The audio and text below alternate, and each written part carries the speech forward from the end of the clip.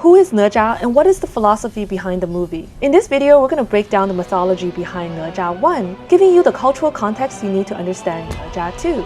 Even if you've watched Ne Zha 1, you should still watch this. I'm sure you'll learn something new. For example, did you know that Ne Zha was from the same universe as Sun Wukong, the Monkey King? The pole you see at the dragon stand? That's Dinghai Shenzhen, which would later become Monkey King's primary weapon. In Chinese mythology, the world is divided into 3 realms. Time flows differently between realms. One day in heaven is equivalent to a whole year in the mortal realm. Ne Zha 1, the birth of the demon child, begins with the Chaos Pearl, an unstable force that threatens the balance of the universe. To stop it, the Grand Master of the Chan school of Taoism, Yuan Shi Tianzun, splits the pearl into 2 parts. The Spirit Pearl, destined to be reborn as a hero, and the Demon Pill, a source of destruction set to be annihilated by heavenly lightning on his 3rd birthday. The Grand Master wants the Spirit Pearl to go to General Li Jing's 3rd son, Ne Zha, and he entrusted this task to...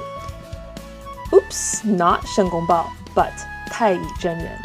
If Taiyi zhenren succeeds, he will be promoted to the highest court of the heavenly realm. The heavenly realm is governed by a council known as 12 jing, the 12 golden immortals. These are the most powerful disciples of the Grand Master. At this point, 11 have been appointed, leaving 1 final seat open. This scene is significant because Taiyi zhenren is often seen as the Grand Master's favorite, frequently receiving special treatment and precious artifacts. I mean, how easy was this task for a promotion? No wonder he gets to be the comedic character in this movie. Shen Gongbao, on the other hand, is bitter because he was born a leopard. 4 types of beings are mentioned in this movie. Shen, the immortals, the deities who enforce cosmic laws, holds the ultimate powers, and shape the fate of both immortals and mortals. Ren, humans, like Ne Zha's parents and the citizens of Chentang Guan. Humans can become immortal through cultivation and good deed.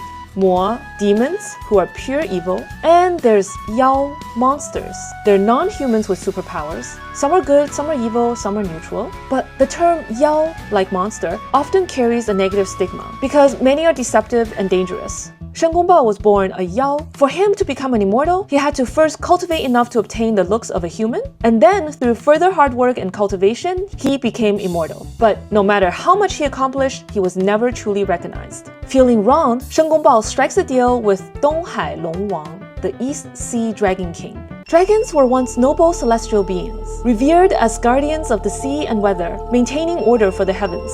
They're also very powerful. But despite their loyalty, dragons, like Shen Gongbao, were seen as monsters and were never fully trusted by the heavenly realm. To control them, the heavens turned their once glorious dragon palace into an underwater prison. The dragons were forced to guard it, making them the prisoners as well. Both Shen Gongbao and the Dragon King share the same fate, so they make a deal.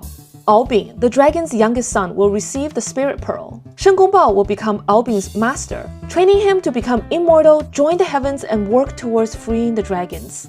The plan was to wait until the Demon Pill's 3rd birthday. When the heavenly lightning strikes, Albing will eliminate the key parties involved and present himself as the city's savior.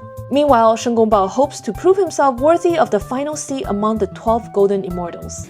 So instead, the Demon Pill went to General Li Jing's son, Ne Zha. Ne Zha's mother carried him for 3.5 years before giving birth to a giant flesh ball.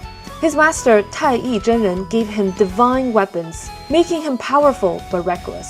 Taiyi zhenren also imposed a ring around his neck, which is used to suppress his powers, but when removed, it becomes his weapon.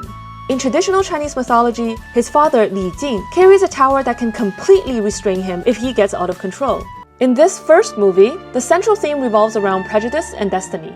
Ne Zha is born from the Demon Pill and is destined for great destruction. His first appearance was a troubling one. The people of his city, Chentang Guan, driven by prejudice, can only see him as a monster. Even when he saved his little girl, no one believed him and still called him a monster.